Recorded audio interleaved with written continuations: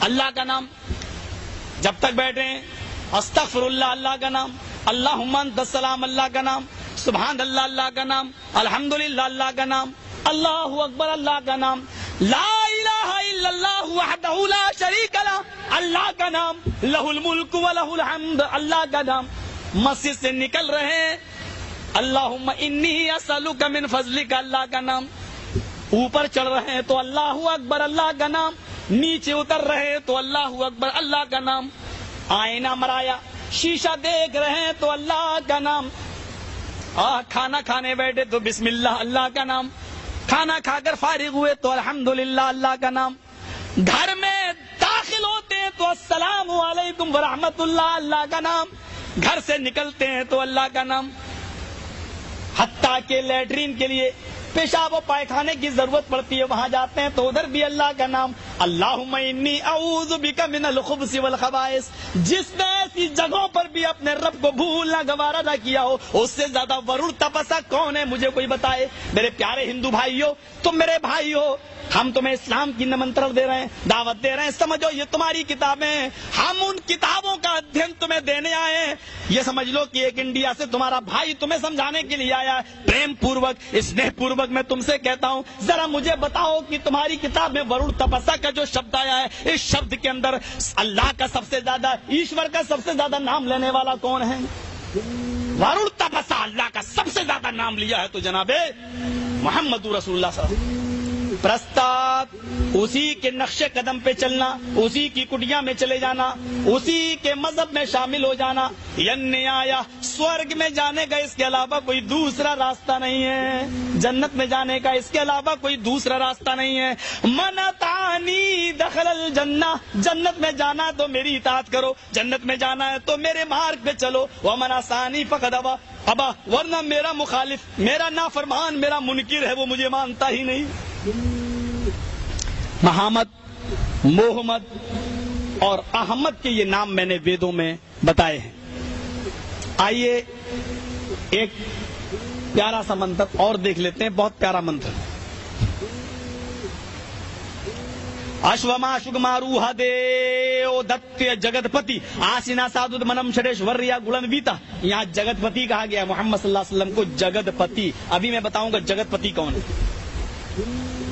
آشو گھوڑا، سنسکرت جاننے والے بچوں کو معلوم ہوگا، آشو مانی گھوڑا، آشوما شگماروہا، وہ ایسے گھوڑے پر بیٹھے گا جو بہت تیز رفتار سے چلے گا، شگماروہا، ہوا سے باتیں کرے گا، شگماروہا، وہ گھوڑا ہوا سے باتیں کرے گا۔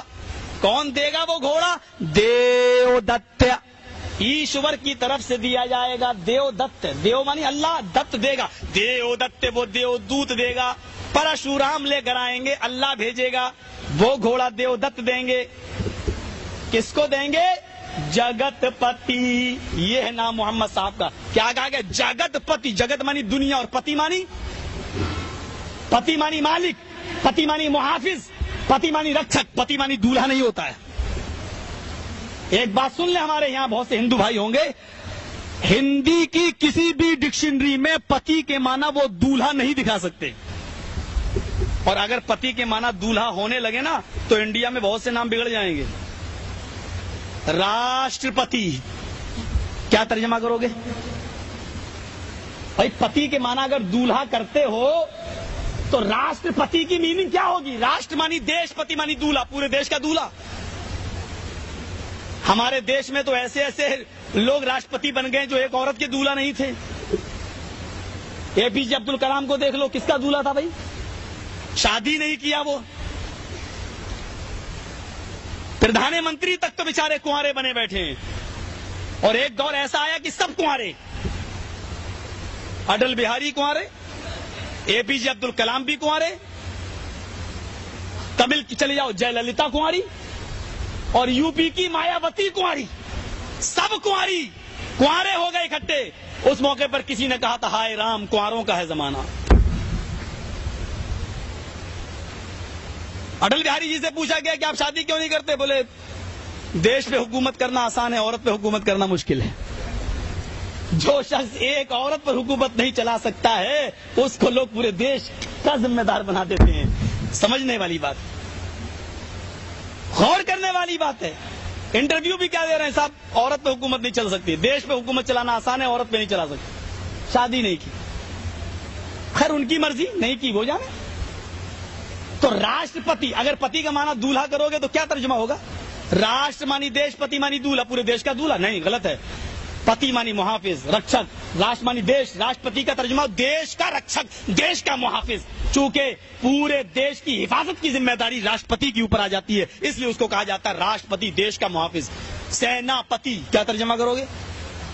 فوج ہوتی ہے نا, فوج, فوج میں ایک شخص ہوتا ہے جو سردار ہوتا ہے سینا کا, اس کو کہا جاتا ہے سینا پتی. اب پتی مانی دولہا کرو گے تو کیا ترجمہ ہوگا؟ سینا پتی, سینا کا دولہا, سینا کا محافظ. پورے سینا کی حفاظت کی ذمہ داری اس کے اوپر ہوتی ہے, اس لیے اس کو سینا پتی کہا جاتا ہے. بہت سی چیزیں, کروڑ پتی, لکھ پتی, کیا ترجمہ کرو گے؟ کروڑ کا دولہا, لاکھ کا دولہا. پتی مانی دولہا نہیں ہوتا ہے, پتی کے معنی ہوتے ہیں محافظ. محمد رسول اللہ کے لیے کیا کہا گیا؟ جگت پتی, جگت مانی دنیا, پتی مانی محافظ, پوری دنیا کا محافظ, پوری دنیا کا رکشک. اور رکشا رحم سے کے بغیر نہیں ہوتی ہے. ہمارے اندر اگر رحم نہیں ہوگا اور معاف کرنے کا جذبہ نہیں ہوگا تو ہم رکشا نہیں کر سکتے.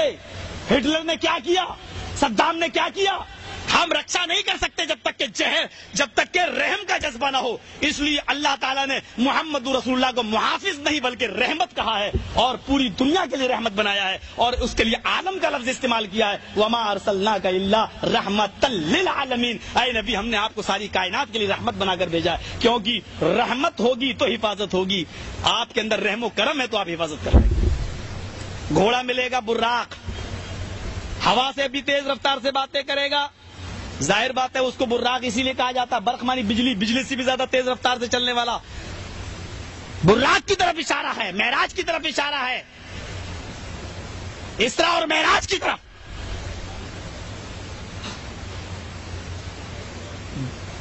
اس منتر کو ذرا غور سے سنیے, لمبا منتر ہے. واچب پرتی پریبڑا مایا مد وشارد تب دیو مہاراج ممد ستو ماگیتا مرمو چشٹ سمنجی آتے تتا تت پشیبو نرپیتی شروتوا تتا درشٹا پرم بسمے ماگیتا چترب بھراتر میں دیو کرشیامی کلچیم بھونتو باندھوا دیوا سواشینا اترشتا شرم شرودھاری سدوشکا اچالا پیلنگ گچھے دین سر بھکچو متو ممہ. یہ منتر میں نے پڑھا تھا آپ کے سامنے, غور کیجئے اس منتر میں. راجا بھوج, یہ بھوشیہ پران کا منتر ہے, میں نے حوالہ دے دیا. پرتی سک پڑھو, کھنڈ 3 ادھیائے 3 منتر نمبر 25 سے 30 تک. کیا کہا گیا؟ انتم مہرشی راجا بھوج کو جب پتا چلا کہ چاند کے 2 ٹکڑے ہو گئے, بھوشیہ پران کہہ رہی ہے چاند کے 2 ٹکڑے ہو گئے, تو راجا بھوج ایودھیا میں آئے. ایودھیا, دیکھیے ایودھیا کس کو کہتے ہیں؟ ہمارے یہاں ایک جگہ کا نام ہے ایودھیا. بابری مسجد اور رام جنم بھومی کا جو مسئلہ چل رہا ہے, میں اس کے قریب کا رہنے والا ہوں. اٹاوا لوگ جانتے, یو پی میں وہ بھی پڑتا ہے. وہ ایودھیا ہے, اس کو ایودھیا نہیں کہا گیا, ویدوں میں ایودھیا لکھا, ایودھیا, وہ ایودھیا ہے. فرق ہے دونوں میں. راجا بھوج ایودھیا ہے. ایودھیا کس کو کہا گیا؟ میننگ دیکھیے, یدھ کے معنی کیا ہوتے ہیں؟ جنگ. یدھ کے معنی کیا ہوتے ہیں؟ لڑائی. اور ایودھیا ایسی جگہ جہاں جنگ نہ ہو, جہاں جنگ لڑنا حرام ہو. جیسے کہا جاتا ہے نا, یہ کام سمبھو ہے. سمبھو مانی ممکن, ہاں ٹھیک ہے سمبھو ہے, ہم کریں گے, ممکن ہے. اور کہنا ہو ناممکن تو کیا کہیں گے؟ اسمبھو, غیر ممکن, ناممکن. اچت مناسب ہے, یار اچت پیسے لگا لو, اچت. اور انوچت غیر مناسب, نامناسب. آ لگانے سے نا کا معنی پیدا ہوتا ہے. یدھ کے معنی جنگ. ایودھیا ایسی جگہ جہاں جنگ نہ لڑی جائے. اللہ نے ایسی جگہ کو دار السلام کہا ہے. واللہ یہدی الی دار السلام, اللہ تمہاری رہنمائی کرتا ہے دار السلام, سلامتی کے گھر کی. وہ مکہ ہے, مکہ جہاں جنگ لڑنا حرام ہے, جہاں قتال کرنا حرام ہے, جہاں روزانہ فائرنگ ہوتی ہو وہ امن نہیں ہے, جہاں روزانہ دنگے ہوتے ہوں وہ امن, وہ اس کو آپ ایودھیا نہیں کہہ سکتے ہیں, وہ ایودھیا ہے, ایودھیا نہیں ہو سکتا. وہ جہاں روزانہ چوری ہو, ڈکیتی ہو, اس کو ایودھیا نہیں کہہ سکتے, یودھیا جنگ والی جگہ. اور یہاں کہا گیا ایودھیا, انتم رشی کہا ایودھیا. ایودھیا راجا بھوج ایودھیا یعنی مکہ آیا. آنے کے بعد اس نے محمد صاحب سے ملاقات کی اور اس نے کہا کیا یہ چاند کے 2 ٹکڑے آپ نے کیے ہیں؟ آپ نے کہا میں نے انگلی کے اشارے سے 2 ٹکڑے کیے ہیں. تب اس نے جو الفاظ کہے وہ بھوشیہ پران کے اندر لکھے ہیں. نمستے گرجانات، دیکھیے الفاظ، نمستے گرجانات مروستھل نواسنے بہو ما